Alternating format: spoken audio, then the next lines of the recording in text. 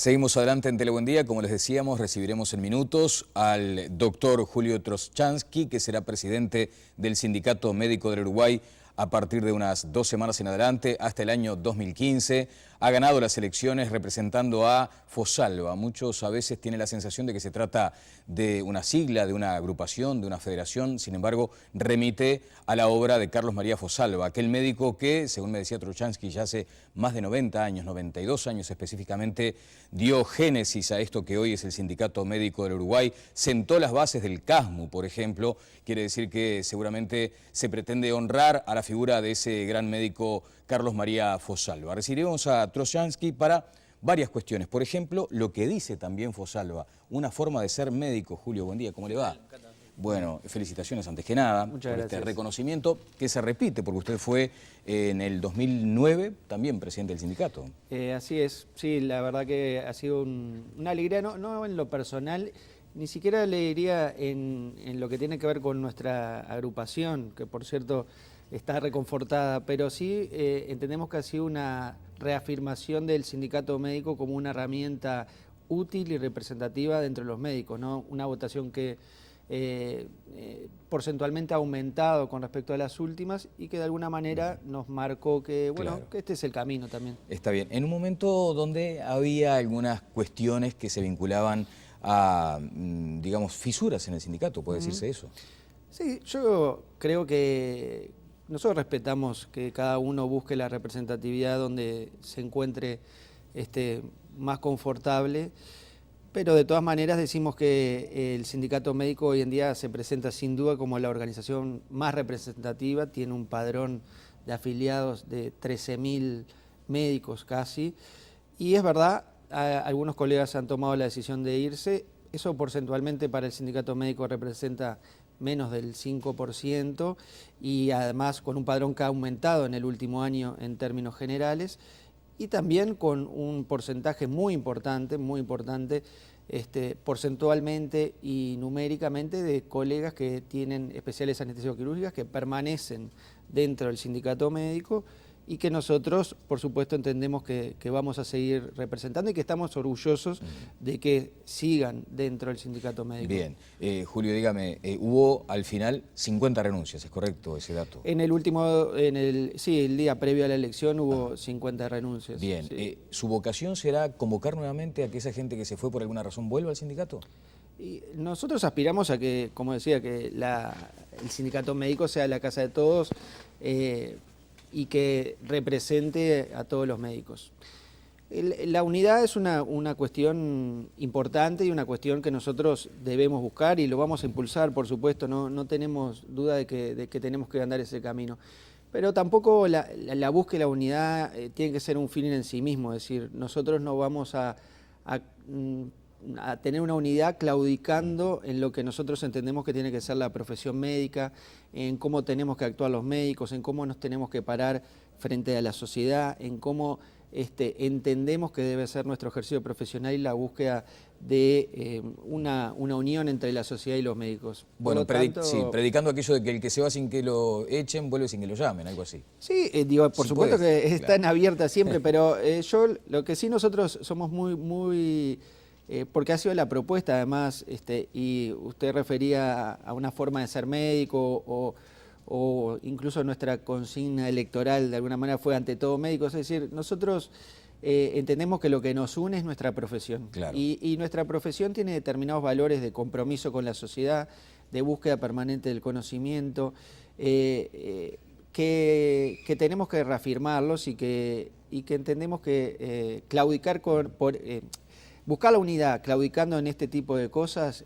no es lo que nosotros... No es sano. No es sano para hablar en términos médicos. Exactamente. Ahora, doctor, también no sé si usted advierte como que de pronto debe ser uno de los momentos en la historia de la medicina en Uruguay donde la propia profesión está sometida más al escrutinio público permanente. Sí, es que cuando uno analiza en términos de salud por qué existe mayor conflictividad o por qué el tema de salud está día a día en los medios, uno se pregunta si hace 10 años, por ejemplo, es que la salud estaba mucho mejor o los hospitales funcionaban mejor. Yo creo que lo que ha habido sin duda es un conocimiento por parte de los usuarios de los derechos que tienen los usuarios de salud. Es decir, todos nosotros como usuarios hemos reconocido que tenemos determinados derechos frente a quienes nos asisten, los médicos, frente a las instituciones que son las que nos prestan la asistencia y frente a las autoridades mismas en cuanto a tener que dar determinadas prestaciones que hace 10 años atrás quizás no existía, y eso ha sanamente ha generado puesto mucha masa crítica. Exacto, y eso es bueno, Claro. bueno porque genera una responsabilidad para todos los que estamos en el tema sanitario. Bien. Ahora, el propio sindicato, de hecho cuando usted era presidente lo planteaba reiteradamente, ha recorrido ese camino de decir, reivindiquemos aquello de humanizar nuevamente la medicina, que parecía un contrasentido, medicina deshumanizada, era una cuestión casi absurda. Sin embargo, ustedes dijeron, hay que humanizar más a la profesión, ¿en eso están? Sí, en eso estamos, estamos tanto actuando a nivel general, buscando... yo puedo traer algunos hechos que han sucedido últimamente y que los hemos comentado con usted justamente cuando todo el tema que sucedió con los enfermeros, es decir, el sindicato fue el que se puso al frente de esa situación tratando de poner algo de calma y buscar caminos razonables de lo que estaba sucediendo y tratando de dar soluciones como luego aparecieron también. Estamos siempre en la búsqueda de ese reencuentro con la sociedad, buscando que cada uno sepa el lugar en el que se encuentra y reivindicar la parte de cada uno. Para eso necesitamos también cambiar nosotros, los médicos, y eso ha sido una de las grandes apuestas de la agrupación FOSARA, pero yo diría del sindicato médico en los últimos años. Cambiar la forma en la cual nosotros ejercemos nuestra profesión.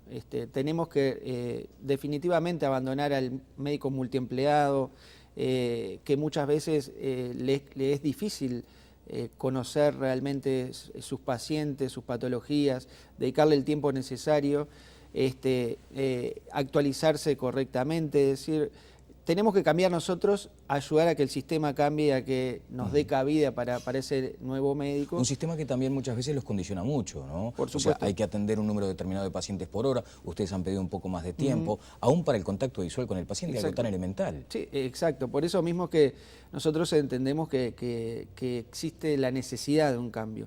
Es decir, el problema de los recursos humanos es un problema muy importante y que lo vemos a diario en el tema salud. ¿Es más grave el problema de los recursos humanos, de la carencia o del multiempleo, o el mercantilismo instalado muchas veces en algunos sectores? Sí, yo diría que una cosa llevaría a la solución de la otra. Muchas veces la carencia de ciertos recursos humanos y técnicos, es decir, el tema de los recursos humanos no se centra solo en los médicos, sino también en un montón de técnicos en salud que también son muy importantes. Es decir, la carencia muchas veces de algunos técnicos o profesionales y en algunos sectores o en algunos lugares del país hace que se dé lugar a que sucedan conductas no del todo adecuadas, que no es lo común. Yo diría, siempre decimos lo mismo, el 99% de los médicos o la gran mayoría de los médicos tienen claro cuáles son los valores que rigen la profesión. Ahora, un error de un médico es el 100% del problema para esa familia afectada, ¿no? Eso sin duda, y siempre se trabaja para que los errores no existan o para que, sabiendo que los errores pueden existir, puedan ser subsanados en tiempo y forma. A veces contrasta esa hiperespecialización que hay en la zona metropolitana, digamos, y las carencias o la precariedad con la que se trabaja en el interior. Sí. ¿Están de acuerdo con las ideas que se han manejado desde la propia Presidencia de la República para un régimen distinto que permita a los egresados cumplir con una tarea casi, digamos, comunitaria en su primera fase en el interior, Julio? Hay otras experiencias en otras partes del mundo que van en ese sentido. Sin duda que tenemos que buscar el equilibrio. Sí, el equilibrio y cómo hacer que haya médicos que voluntariamente, porque yo creo que el ideal es que haya médicos que sientan la vocación o la posibilidad de afincarse en áreas del interior que hoy en día están carentes de algún tipo de especialidades.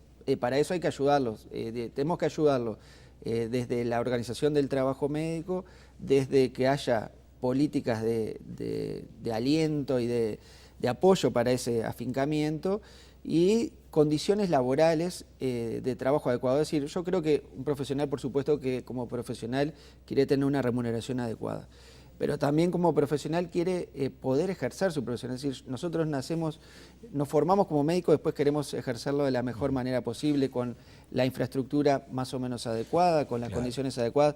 Eso también es importante, y no es solo manejar un tema de dinero, que por supuesto es importante, un tema de obligación, que bueno, eso puede ser discutido, pero sí un tema de ejercer en condiciones adecuadas. Bueno, dos miradas sobre el mismo tema. Vamos a escuchar la mirada sindical sobre los ingresos salariales, sobre los ingresos médicos, y la autoridad principal en la Administración de la Salud, que es la ministra de Salud Pública. Veámoslo.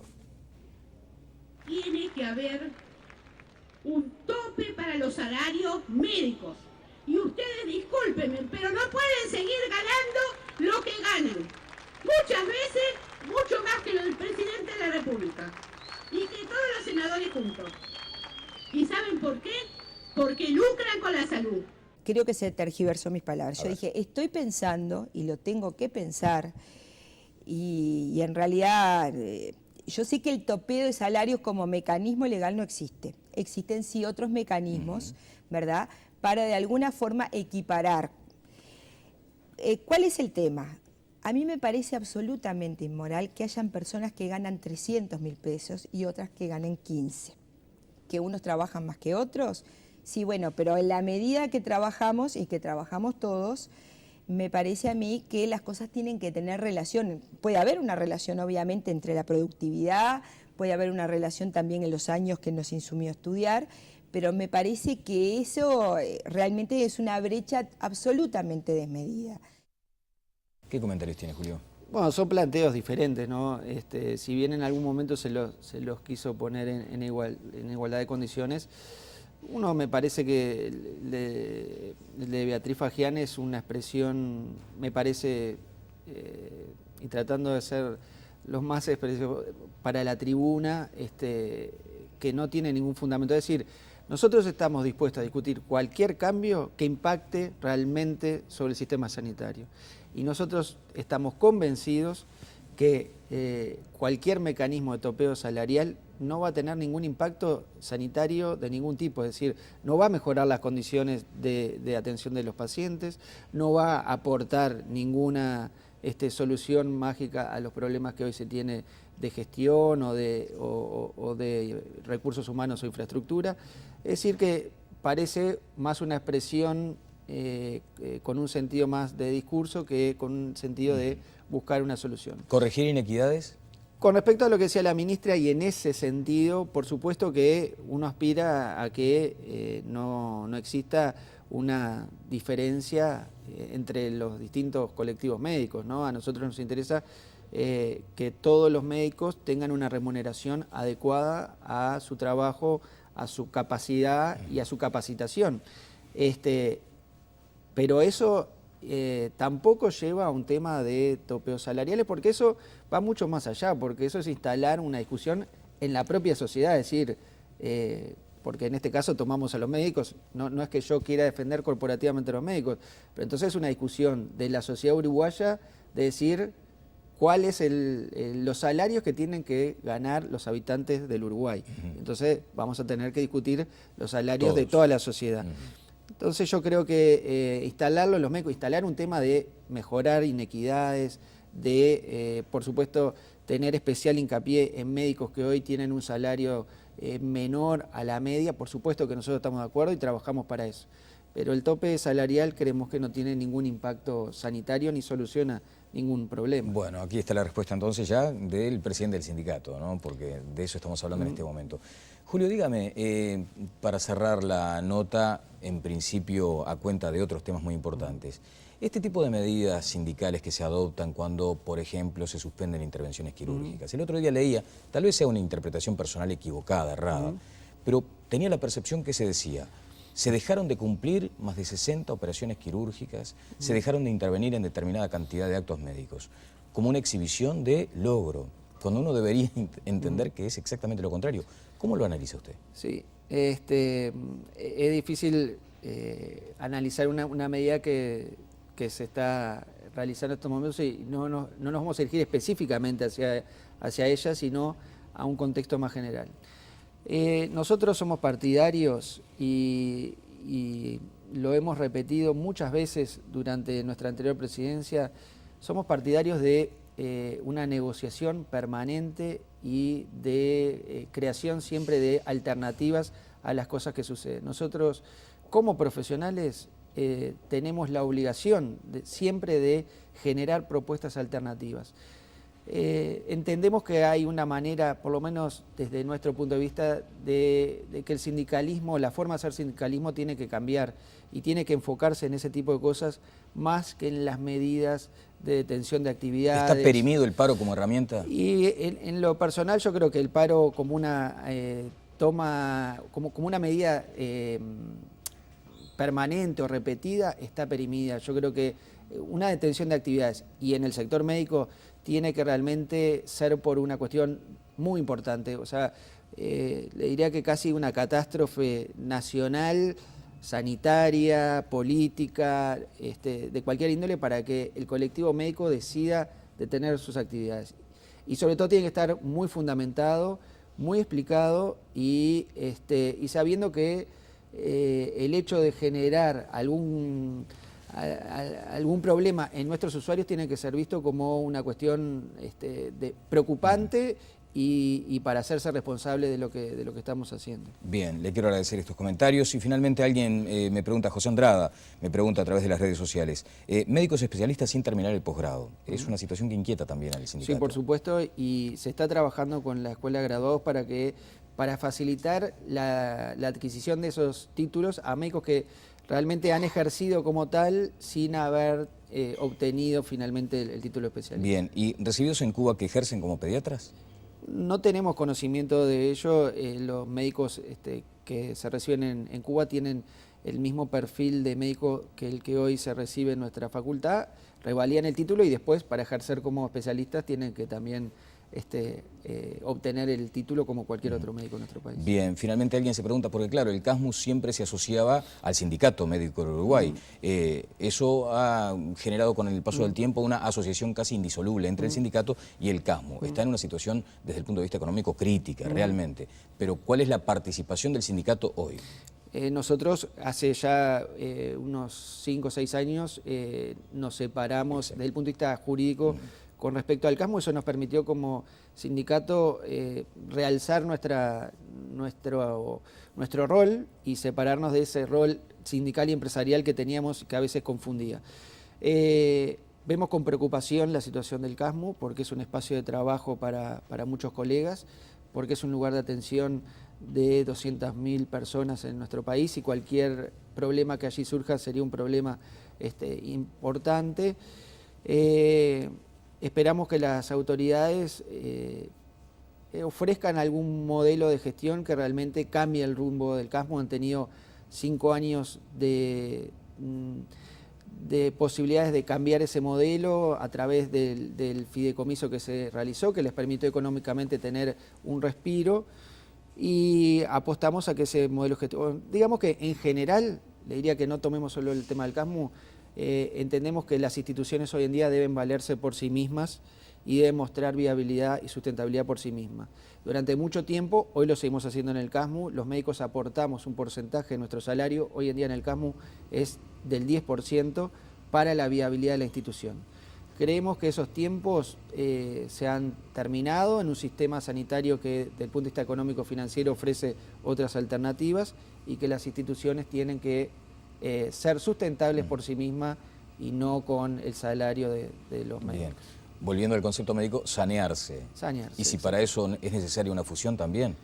Habrá que, eso le corresponde, es una decisión empresarial que nosotros la valoraremos desde el punto de vista sindical. Ha sido muy amable, como siempre. Por favor. Y en 2 semanas, ¿no? Ya asume como presidente. Sí, exactamente. Bueno, además ha recibido felicitaciones también a través de las redes sociales. Muchas gracias, Julio. Por favor. El presidente del Sindicato Médico del Uruguay, Julio Trochansky. Vamos a la pausa y seguimos adelante en Telebuenos Días.